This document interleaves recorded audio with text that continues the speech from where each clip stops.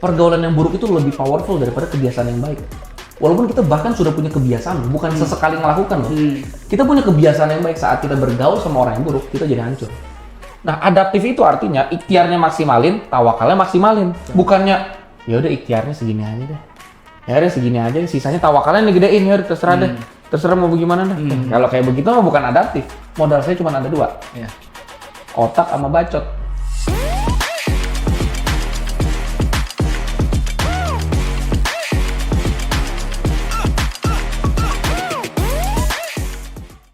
Saya kerjaan ini benar-benar maksimal, lebih daripada yang diekspektasi. Saya bikin thumbnail, saya bikin ini, saya bikin apa, semua saya bikin. 2 minggu selesai. Di situ saya belajar ilmu kehidupan. Ternyata, kalau ada tugas 1 bulan, kamu bisa kerjakan dalam 2 minggu, maka hadiah kamu adalah 2 minggu free. pekerjaan tambahan. Karena tidak mungkin ada ceritanya karyawan di sebuah kantor yang dikasih tugas 1 bulan menyelesaikan dalam 2 minggu, terus 2 minggu ya udah kamu nggak usah ngantor, nggak mungkin. Karena kita pasti ngantor dan tidak mungkin dikasih kerja, tidak dikasih kerja di kantor. Tapi saya bilang it's okay. Di depan mata saya ada itu. Prinsip saya itu begini, saya akan kerja gila-gilaan semaksimal mungkin, tapi sama sekali bukan karena loyal terhadap perusahaan, sekretariat, atau enggak. Saya loyal sama diri saya sendiri dan saya loyal sama masa depan saya. Kalau saya kerja maksimal di sini, lebih daripada yang seharusnya saya kerjain, dalam konteks yang positif gitu ya, bukannya sok ngide abis itu salah-salah, benar-benar lebih daripada yang seharusnya dalam konteks yang positif. Kalaupun di sini saya tidak, ibarat kata di sini saya tidak dapat promosi jabatan, naik gaji, tapi masa sih kompetitor nggak ngeliat? Ibarat kalau konteks kompetitor, misalnya bro punya graphic designer atau clipper atau apapun lah, ngerjain sesuatu bagus banget. Kalaupun bro tidak angkat dia, masa kompetitor bro bilang, di situ gaji berapa? 5 juta. Lu bisa ngerjain ini itu. Udah pindah tempat gua aja. Jadi maksud saya, kalau tidak ada yang mengangkat dan melirik diri kita sendiri, kita angkat diri kita sendiri. Ya udah kita angkat aja dengan cara apa? Angkat diri sendiri. Bukan main jilat-jilatan. Menjilat berkomunikasi itu oke-oke aja. Tapi bisa kuat berapa lama sih? Orang juga pada akhirnya nyadar lu kagak bisa apa-apa nih.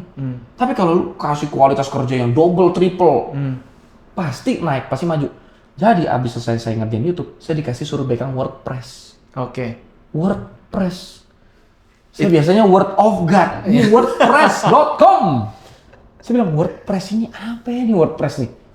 WordPress itu ternyata content management system buat ngupload website. Oh gitu. Saya baru lihat ada plugin namanya Yoast SEO. Ada gini. Ya udah saya pelajarin maksimal. Saya cuma disuruh ngupload. Tapi saya nggak mau cuma ngupload. Kalau cuma disuruh ngupload, berharap apa?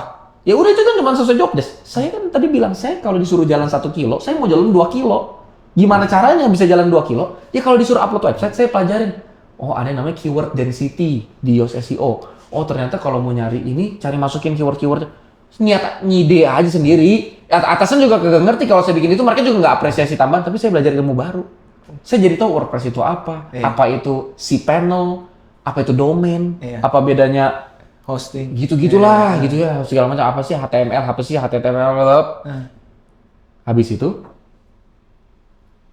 dari situlah pertama kali saya belajar, oh ternyata bikin website itu tinggal drag and drop, banyak template-nya, nggak perlu harus ngoding.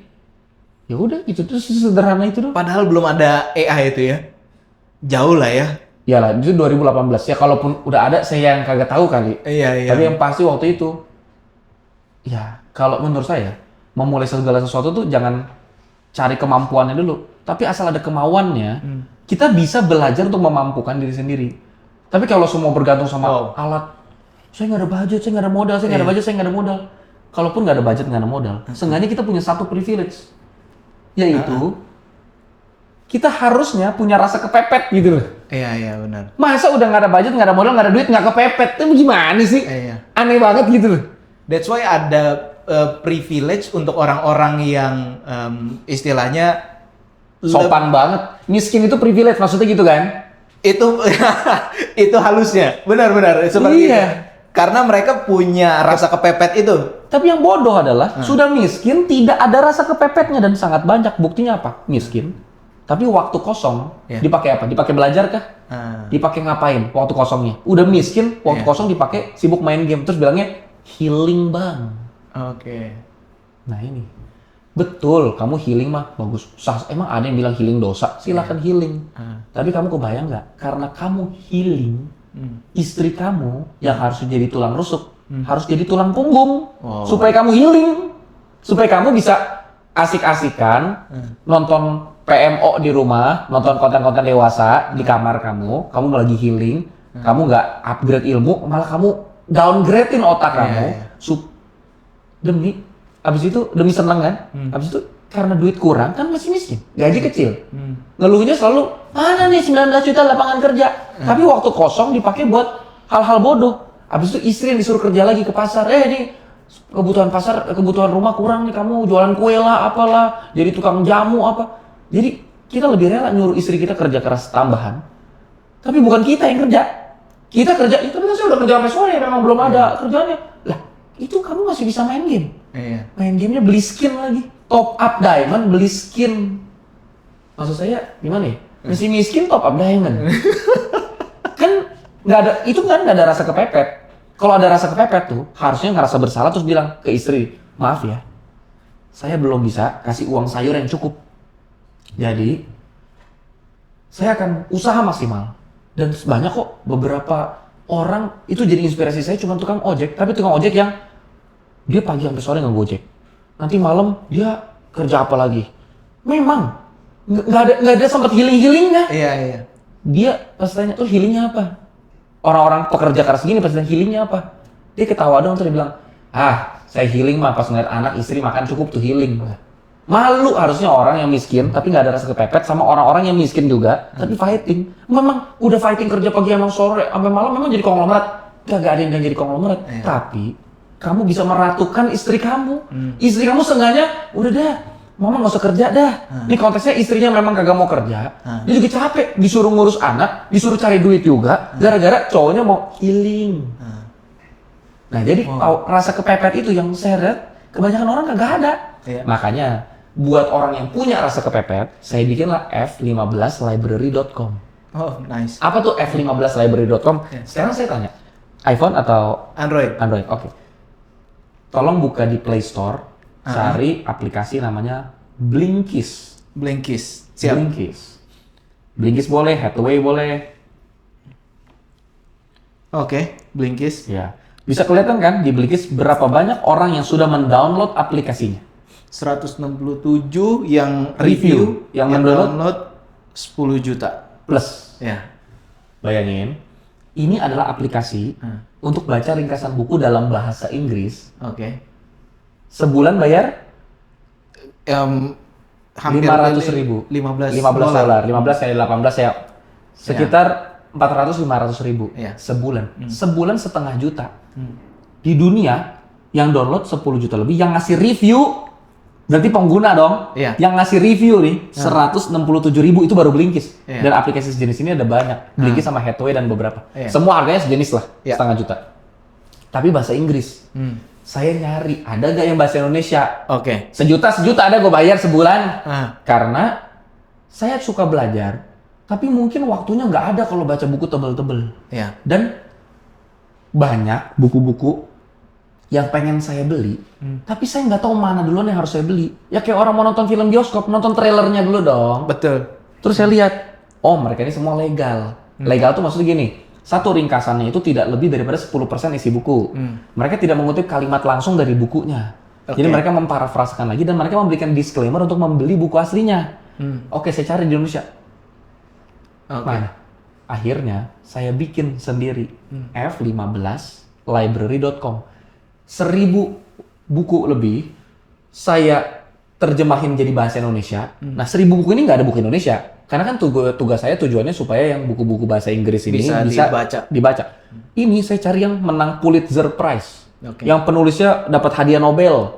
Yang New York Times bestseller, Sunday Times bestseller. Ini saya terjemahin jadi Indonesia. 1.000 buku yang bestseller dan Pulitzer Prize, Nobel Prize. Setelah udah jadi bahasa Indonesia, saya rangkum 15 menit selesai baca. Saya kasih gratis, orang nggak usah install aplikasi karena buka di website f15library.com. Orang nggak usah install aplikasi, nggak ada login.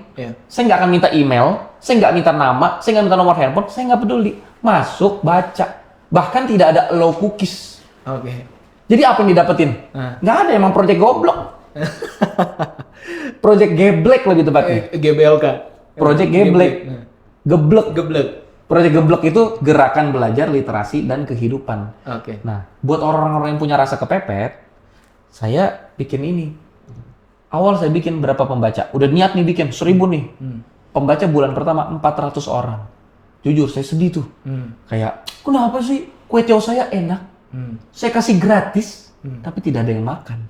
Okay. Bayangin, saya nggak jualan loh. Iya. Kue tiaw saya enak menurut saya, karena saya baca setiap hari. Saya kasih gratis, tapi kok tidak ada yang makan? Sedih gak? Masak kue tiaw enak, kasih gratis, tapi yang makan sedikit. Betul. Kita ngerasanya kayak, apakah? Padahal kita tahu banyak orang kelaparan. Nah, di situ saya nemu, oh, disinilah marketing saya harus kepake. Saya nggak bisa cuma punya niat baik, ya niatnya baik kok. Niat baik itu tidak cukup merubah orang. Nah, di situ saya tangkap bahwa kalau memang saya kan selama ini konsultan marketing buat perusahaan, bisa nggak ilmu marketing saya ini gara-gara Seth Godin, saya baca bukunya Seth Godin, terus dia bilang gini di bukunya This is Marketing. Kalau kamu memang punya keahlian marketing, jangan anggap itu cuma tentang duit doang. Bisa nggak kamu marketingin sesuatu yang merubah peradaban umat manusia? Saya bilang, gimana cara merubah peradaban umat manusia? Umat manusia itu semakin lama cenderung makin kacau. Bumi makin dirusak. Makin bodoh. IQ makin turun. Makin miskin. IQ makin turun. Makin sakit-sakitan. Tidak ngerti kalau fast food, junk food itu nggak sehat. Semua itu ada di ilmunya kalau kita suka baca kan. Akhirnya saya pikir, kalau saya mau merubah keadaan peradaban umat manusia, harus dimulai dari kepalanya. Gimana caranya merubah kepalanya? Biasain dia suka baca. Mungkin orang pengen baca tapi nggak punya duitnya buat beli buku, atau mungkin waktunya terbatas. Makanya saya bikin. Tapi gimana cara marketinginnya? Saya masuk podcast. Saya muter-muter podcast buat ngebukain mata orang supaya mereka tuh melek kayak, iya ya, saya kayaknya belum pinter ternyata. Saya harus lebih banyak baca deh, lebih banyak belajar deh. Sekarang pembacanya sebulan 1 juta orang. Saya menyumbang 20 lah di situ. Keren. Karena Bro Gabi, saya nggak bokis. Ada di depan. Tunjukin. Ada di depan ya. F15 library ada di depan. Tapi karena itu walaupun website. Ini dari dulu saya jual ini. Oke. Website yang bisa diinstal. Iya. Namanya PWA, Progressive benar. Web Apps. Benar. Jadi website tapi bisa work offline. Benar. Jadi di pesawat, kalau lagi nunggu apa, saya bacanya itu karena nggak pakai data pun saya bisa baca, asalkan udah diklik sebelumnya dan segala macam lah. Istilahnya udah pernah di. Ya, ada catch-nya sebenarnya kalau secara teknis. Itu menarik banget Bro Adit. Itu yang jadi pertanyaan saya untuk F15. Tapi saya penasaran, F15 tuh stand for apa? F, fokus. Footsteps. Langkah kaki. Oke. Karena saya yakin orang kalau mau mulai kurus jangan langsung disuruh lari. At least di jalan sore aja. Udah bagus. Betul. Jadi saya mau mulai sesuatu tuh bukan untuk terdengar keren, tapi bener-bener merubah. Saya nggak mau cuma terdengar keren, tapi saya pengen bener-bener ngerubah orang. Jadi mulai harus dari sangat kecil. 15 tuh maksudnya 15 menit sehari. Udah gitu doang. Saya nggak mau orang sesekali baca, saya mau orang setiap hari baca. Dia baru bisa berubah. Karena yang berubah itu nanti bukan, jangan dilihat ini, lihat compound interest-nya. Compounding. Kalau orang-orang finance, biasanya udah lebih ngerti lah. Gimana namanya bunga majemuk. Nah, bunga majemuk kan nggak cuma di duit, di pikiran kita juga berbunga. Makanya jangan nanya, gimana sih cara menjadi kreatif, gimana sih cara ini? Ya kalau kamu baca setiap hari, gimana caranya tidak kreatif? Betul. Itu yang paling sulit. Kalau kamu belajar setiap hari, gimana caranya tidak kreatif? Itu tidak mungkin tidak kreatif kalau belajar setiap hari. Karena kreatif itu bukan menciptakan sesuatu yang baru, tapi melihat dari konteks industri-industri yang berbeda, di dunia yang berbeda dengan latar belakang berbeda, tapi kamu kontekstualisasiin ke industri dan dunia kamu, itu kreatif. Wow. Deep. Dan menurut saya itu juga salah satu alasan kita punya 2 telinga dan 1 mulut, supaya kita lebih banyak mendengar, belajar, ketimbang berbicara ya. Dan ini salah satu aplikasi juga yang ya jujur aja kalau misalnya ketemu seperti ini, satu, kita tadi seperti Bro Adit juga bilang, ini dapat trailernya dulu sebelum beli buku hardcover yang umumnya bisa 500.000 sampai sejuta tuh harganya ketika udah nyampe ke Indonesia kan. Iya. That's why dibuat seperti ini sangat membantu buat saya. Cuman Bro Adit, ini kan in terms of business. Ya. Apa untungnya? Iya, maksudnya apakah ini gerilya marketingnya Bro Adit juga? Karena saya beranggapan seperti ini, untuk bisnis bisa running pasti perlu revenue lah. Maksudnya Ya kan ini ada biaya server, Iya. maintenance, ada karyawan yang updatein bener. dan segala macam gitu kan. Dan misalnya ini dibuat menggunakan AI pun kita mesti punya API-nya untuk kita isi kan. Ya. Apakah ini ya saya penasaran aja apakah ada gerilya marketingnya juga di sini atau Dua hal. Satu, kalaupun ada saya nggak mungkin cerita. oke. Dua, kalau ada, coba kasih tahu saya di mana. Di mana itu? Ini kan Kemen Sulap. Iya, iya. Apa sih triknya Mas Adi? Benar itu Iya. yang Justru penasaran. saya pengen nanya, apa triknya? Tapi sebenarnya gini. Dengan saya bikin F15 Library, saya bisa lebih berteman, punya banyak teman kan? Ya, oke. Salah satunya Bro Gabe. Iya, Kenapa iya. Bro Gabe ngundang ke podcast? Ya karena mungkin Bro Gabe juga baca buku-bukunya. User, Karena ngerasa kayak, udah kayak ada semacam bonding walaupun nggak pernah ngobrol misalnya. betul. Kayak Mas Adit, gue setiap pagi sekarang udah kira-kira udah baca berapa buku? 6. 6. Iya, 6. Berarti 6 kali, 6 hari, mungkin semingguan kayak, Iya.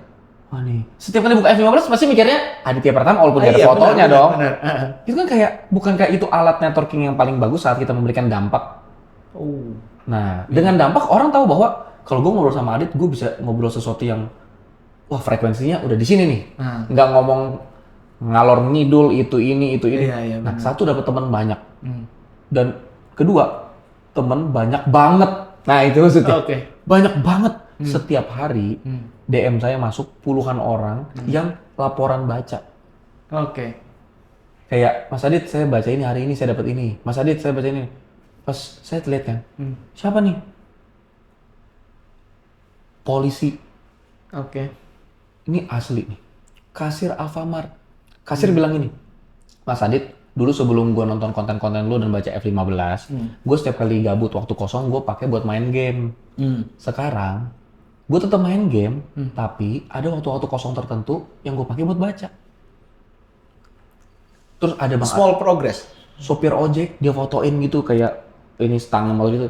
Bang Adit di layar kan tahu kan sopir ojek suka nempelin di Iya, handphonenya di atas depan apa sih namanya? Desk, bukan dashcam ya. Apa? Dashboard. Ya begitulah ya, kayak speedometer. Oh, Dia suka speedometer. nempelin handphone di speedometer kan. Nah, itu di speedometer nempel F15 lagi baca. Terus dia fotoin, dia bilang, gua nggak tahu foto pakai apa, mungkin Iya, handphone handphone kedua dua, ya. ya. Terus dia bilang, Bang Adit, ini gua lagi nunggu orderan, tapi pas lagi sepi sekarang gua baca. Ada guru-guru di daerah Atambua, NTT, daerah Indonesia Timur, ngerasa akses buku tuh susah di situ. Yap. Apalagi buku-buku model begini. Jadi dia kasih ini buat anak-anak muridnya, gratis lagi, nggak usah ada pengadaan, biaya pengadaan apa, gratis tetap. Jadi impactnya besar, apalagi ini konteksnya 1 juta pembaca setiap bulan. Nah jadi di situ, ya itu bayarannya, makna hidup. Tapi aku sangat yakin bahwa semua orang pasti di level tertentu, pasti oke awalnya pengen nyari duit, tapi kan pada akhirnya duit dipakai buat apa? Misalnya buat makan enak, loh makanannya udah enak. Mau dipakai buat jalan-jalan ke luar negeri, udah jalan-jalan ke luar negeri. Mau dipakai buat beli mobil mewah, udah naik mobil mewah. Dipakai buat beli rumah, udah punya rumah. Nah, terus pada akhirnya kan pasti ada satu titik yang kayak, ya udah ini duitnya nambah, tapi kesenangannya nggak nambah lagi kan? Betul. Oke, waktu pas level di sini, duit nambah, kesenangan nambah. Tapi kan ada di titik tertentu yang duitnya mau nambah berapapun ya kesenangannya nggak berubah. Orang yang punya duit 100 miliar, sama orang yang punya duit 100 triliun, ya all you can eat paling mantap yang dia bisa beli kan di Indonesia mungkin Westin gitu kan. Iya. Maksudnya ya udah Kempinski apa misalnya apa omakase apalah begitu. Ya udah di situ doang kan. Emang maksudnya kalau duit 100 triliun omakasenya ini Jadi daging 10, manusia kan iya. nggak begitu. Nah, jadi di level titik tertentu, ya udah cuman pasti pengennya kayak hidup nggak mau kosong. Oke. Hati nggak mau kosong. Nah iya. Kenapa hati manusia suka kosong saat pencapaiannya sudah tinggi? Karena hati kita mau ngasih tahu. Kamu, pencapaian kamu, itu kamu capai bukan untuk diri kamu sendiri. Tapi kamu ditolong sampai ke situ sebagai kasir yang dititipin uang untuk dipakai ngebantu lebih banyak orang. Memangnya selama ini kamu dituntun sampai seberhasil ini buat siapa? Buat diri kamu sendiri. Tentu awalnya buat kamu makan, tapi saat kamu sudah berhasil, duit kamu udah banyak kan? Luber gak? Masa sih nggak luber-luber? Kalau luber, ya luberin ke orang dong dalam bentuk apa yang kamu bisa. Nggak harus semuanya bikin beginian kan? Lah saya udah bikin begini, orang nggak usah bikin lagi kan udah ada. Iya. Ya mungkin di hal lain, ya mungkin apa kek, bikin apa kek segala macem. Oke. Jadi sampai sekarang pun itu belum dimonetize dalam. Kalau itu dimonetize, saya yang penasaran gimana cara monetize-nya. Oke. Bahkan ada gak iklan? Nggak ada. Makanya bayangin, kagak ada iklan, kagak ada login. Ada gak masukin database? Nggak ada. Saya kan nggak tahu database-nya, nggak ada iklan. Terus gimana cara monetize-nya kan? Nah itu dia. Tapi kalaupun satu hari saya monetize, ya mungkin aja website saya ya. Saya mau bikin monetize apa, tapi kalau sekarang saya ngerasa monetize itu urusan gampang. Kalau 1 juta pembaca mau saya bikin bayar 1.000 rupiah, saya udah dapat 1 miliar. Benar. Cuma masa kalau Bro KB disuruh bayar 1.000 masa kagak mau? 1.000 kan udah hilang 1.000 doang Bang Adit. Tapi maksud saya, iya 1 miliar sebulan tuh gede. Tapi lebih gede mana? Sama dampak yang dihasilin. Agree. Tapi kan dampak juga butuh duit lah. Saya punya duit dari banyak sumber. Sumber saya mendingan saya ngambil duitnya itu dari korporat raksasa. Saya pegang brand korporat multinasional company saya pegang. Bayar saya ratusan juta, bayar saya miliaran. Ya segelintirnya saya pakai buat begini mah kayaknya santai-santai aja dah. Wow. Luar biasa. Apakah itu juga yang saya tahu juga Bro Adit ini bikin sekolah?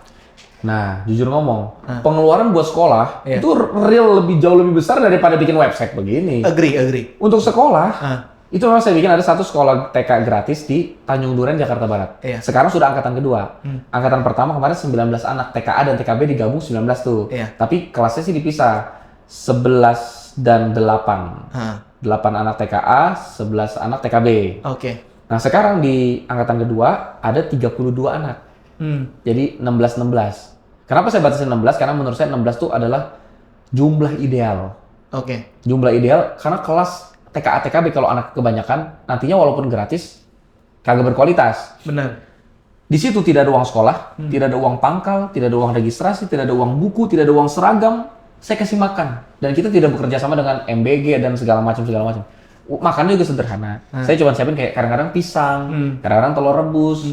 Kenapa begitu? Karena anak kecil kadang-kadang belajar nggak fokus kalau lapar.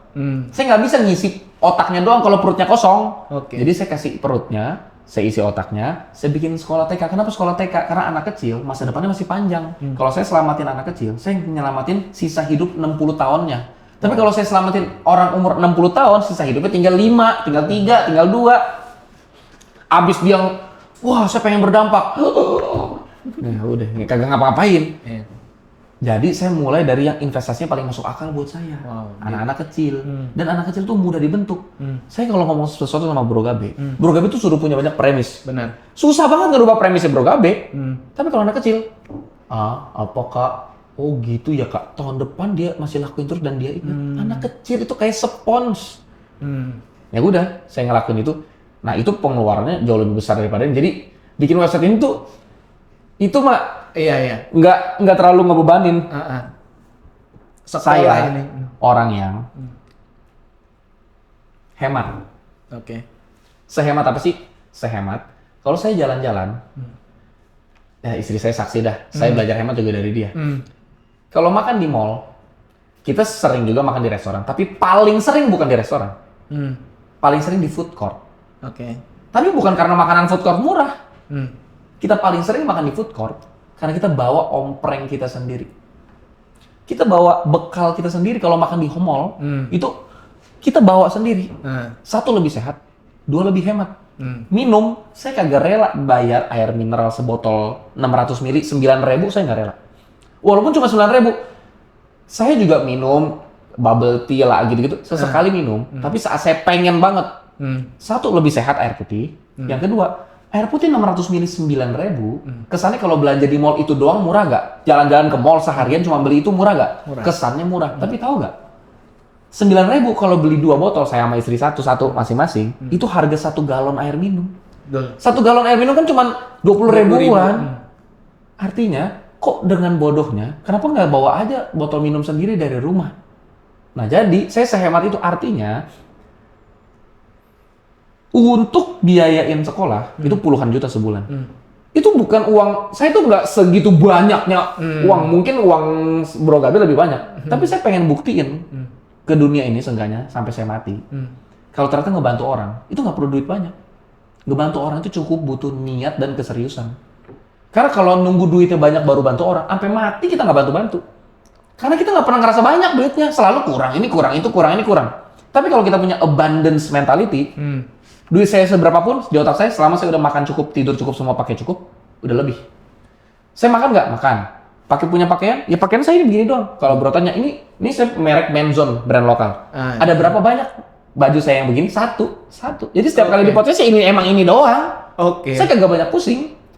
Tapi kalau saya hidup hemat, ya sejujurnya ini juga karena privilege. Saya kan lumayan lama hidup miskinnya waktu zaman saya SMP SMA. Jadi, karena lumayan lama hidup miskinnya, itu kalau beli sesuatu yang saya rasa nggak butuh-butuh banget, saya sakit hati. Duitnya sih nggak masalah, kayak gitu. Cuma air mineral 9.000, tapi saya sakit hati. Karena di otak saya, ini di warung depan nih, harganya cuma paling 3.000. Ini kalau gue isi sendiri dari galon rumah nih, hitung-hitung paling 500 rupiah nih. Betul. Tapi ngapain bego banget gue beli 18 kali lebih mahal. Cuman gara-gara demi ngapain gitu. Iya, betul. Kayak nggak rela jadi orang goblok gitu. Benar. Iya begitu. Jadi kalau untuk Bro Adit sendiri yang itu tadi kosakata yang deep banget Bro. Kalau buat saya abundance mentality itu mungkin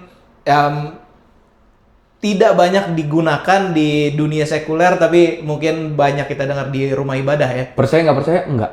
Oh gitu. Karena bahkan itu saya tidak dengar dari rumah ibadah. Oke. Di rumah ibadah, ini saya ngomong jujur ya. Ya. Saya orang Kristen. Dan di rumah ibadah banyak orang Kristen, justru mentalitinya menurut saya banyak yang tidak abundance. Mentality kebanyakan, setiap ketemu Tuhan, setiap datang ke rumah ibadah, mentalitinya tuh minta. Saya minta berkat lagi dong Tuhan. Saya minta lagi dong. Berkat saya kurang, tolong berkatin saya dong. Tolong dong. Lebih bikin toko saya lebih ramai. Itu bukan abundance mentality. Ya. Itu gembel mentality. Abundance mentality itu gini, Tuhan. Engkau kasih terlalu banyak buat hidup saya. Saya harus pakai buat apa Tuhan duitnya? Karena kebanyakan, saya kan pendeta nih. Iya. PDM. Oke. Boleh ngomong dong? Iya. Banyak banget orang Kristen ngomong begini. Kenapa Tuhan Engkau memberikan saya masalah hidup ini? Apa yang mau Kau ajarkan? Kenapa? Kenapa aku mengalami masalah ini? Kalau ada masalah nanya, apa rencanamu Tuhan? Kenapa hidupku begini? Kalau ada masalah. Tapi kalau ada berkat berlebihan, nggak pernah tuh nanya, Tuhan, kenapa berkat saya sebanyak ini ya? Kenapa berkat saya sebanyak ini? Saya bisa pakai buat apa ya Tuhan berkatnya ya? Saya bisa bantu siapa? Kenapa nggak pernah nanya? Giliran ada masalah, datang. Kalau nggak ada masalah, pergi. Nah, jujur ngomong, saya banyak belajar abundance mentality. Itu dari F15. Oke. Which one? Buku yang mana? Nih, saya lagi cari. Judulnya nih. Abundance. Oke. Ezra Klein, Derek Thompson. Iya. Yang kedua judulnya Service Berry. Service Berry. Jadi, ya saya nggak tahu penulisnya mungkin Kristen Iya. atau nggak, saya nggak terlalu peduli. Tapi poin saya adalah, menurut saya kebenaran itu kebenaran Tuhan, pencipta alam semesta yang saya sembah, itu tidak bisa dikotakin sama agama. Yep. Bahkan agama Kristen, agama saya sendiri tidak bisa. Menurut saya Tuhan saya jauh lebih besar daripada agama Kristen. Tuhan saya tidak bisa dikotakin sama ritual agama Kristen yang terbagi-bagi. Tuhan saya bukan Tuhannya orang Kristen karismatik. Tuhannya beda sama Tuhannya Protestan, nggak ada rohnya. Wah, karismatik tidak teratur. Saya nggak demen yang begitu-begitu. Menurut saya Tuhan pencipta alam semesta itu nggak bisa dibatasin sama agama, sama sekte, sama denominasi, sama Tuhan semesta alam itu terlalu besar. Bahkan kata besar itu kurang besar untuk menggambarkan kebesarannya. Kata agung kurang agung. Tapi kalau orang ngerasa punya mental abundance, tau gak apa ciri pertama? Merasa cukup. Ciri pertamanya adalah dia bangun melek mata, itu nggak pernah rasa khawatir. Kalau dia setiap hari sibuknya adalah memenuhi rasa khawatirnya, aduh saya anxiety gimana ya, gimana ekonomi lagi gini nih, ini menurut saya karena ini lucunya, dia berusaha membahagiakan dirinya dengan rasa kepastian. Gimana caranya membuat hidup lebih pasti. Padahal hal yang paling tidak mungkin adalah kepastian. Satu-satunya yang pasti dalam hidup adalah ketidakpastian. Hidup tuh kayak roda kan, ntar di atas, ntar di bawah, ntar di kiri, ntar di kanan, mana ada yang bisa bilang, wah bisnis ini pasti jalan terus, podcast ini pasti naik terus, ini saya akan pasti viral terus, Bro Gabe risetnya pasti bener terus, kagak ada. Tapi kalau dia bangun dan dia punya kesadaran bahwa saya nggak khawatir, bukan karena saya udah pasti punya makanan atau tabungan saya pasti cukup, bukan. Tapi karena saya tahu siapa yang pegang masa depan saya. Kalau saya bangun melek mata terus saya tahu bahwa saya bangun dipelihara oleh raja pemilik alam semesta. Kok takut? Kok khawatir? Itu kan berarti mengecilkan pencipta alam semesta dong. Benar. Nanti kalau dilanjutin lagi nih. Iya, Jadi khotbah nih, kita harus diarahin nih sama host. Iya, tapi itu deep banget Bro Adit. Saya akan coba tarik balik karena ini Namora Talks, Bro. Karena kita kan memang basicnya di keuangan ya. Jadi kami juga penasaran kalau misalnya untuk Bro Adit ini di dunia marketing nyimpen aset apa, Bro? Kalau misalnya untuk aset paper aset ya. Oke. Saya sulit ngomong karena kalau saya ngomong takutnya seakan-akan saya merekomendasikan instrumen tertentu. Benar. Tapi yang pasti kalau zaman dulu berapa tahun lalu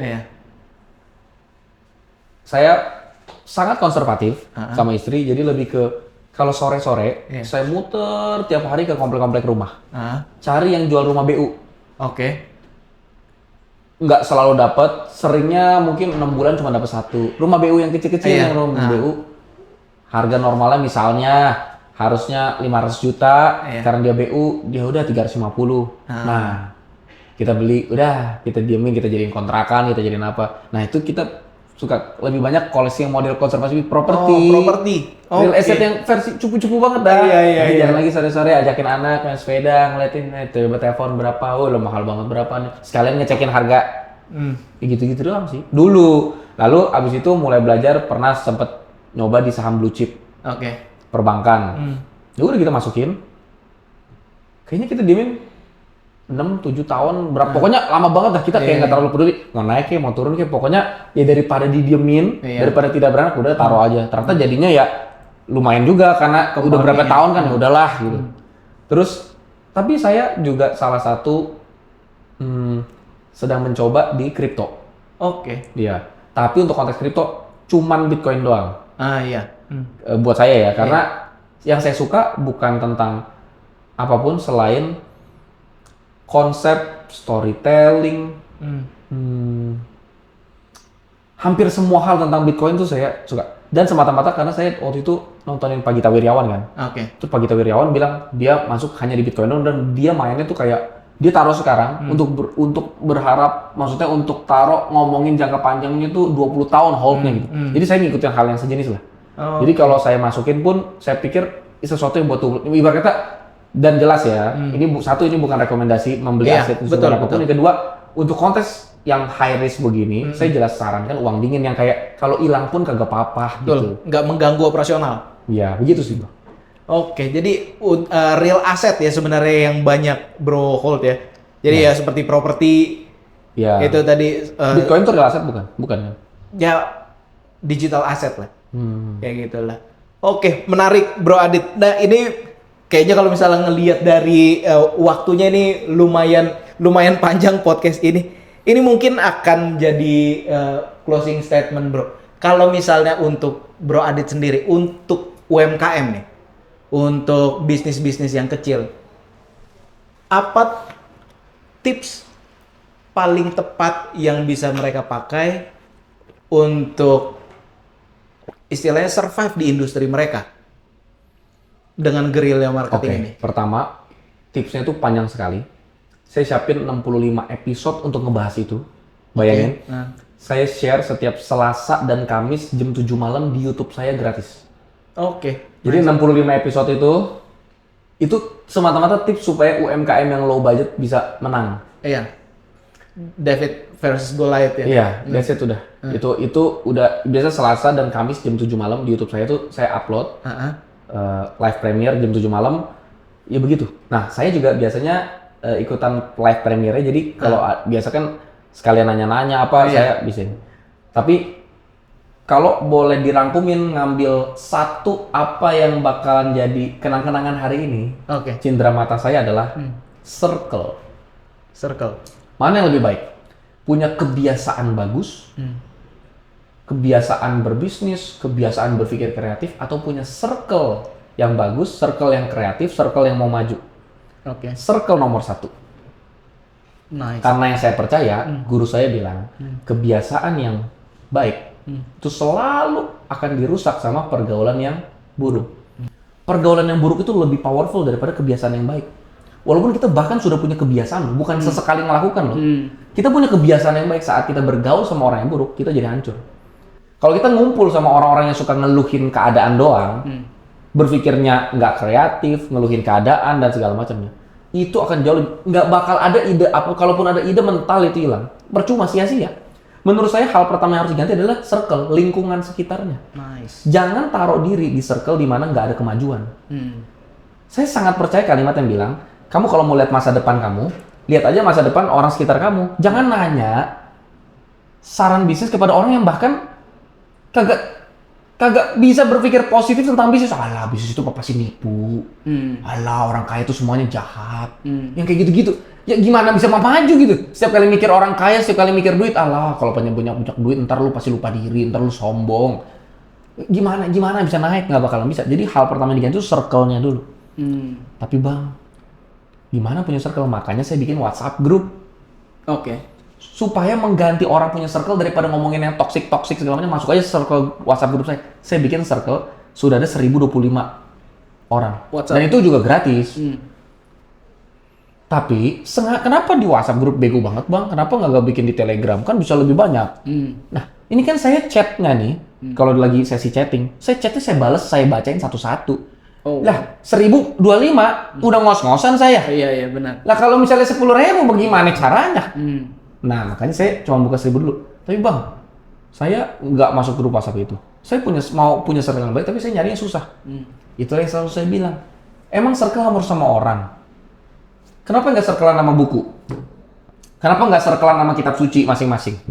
Kenapa nggak circlean sama podcast yang membangun? Banyak podcast gratis YouTube yang membangun. Agus Leo Halim, Suara Berkelas, Bilal Faranov, Raymond Chin, Theo Derek, Dr. Tirta. Banyak banget konten bagus gratis itu, sangat banyak sekali. Jadi kenapa nggak circlean? Ya circlean aja sama mereka dengan cara baca buku. Buku udah dikasih ringkasan gratis. YouTube podcast gratis. Kitab suci gratis. Kalau masuk ke circle ini, circle positif, itu kreativitas, thinking, strategi, hikmat, kebijaksanaan itu semua ngalir. Benar. Menurut saya. Siap. Terima kasih banyak, Bro Adit. Thank you, Bro Gabe. Daging semua nih. Thank you. Sukses.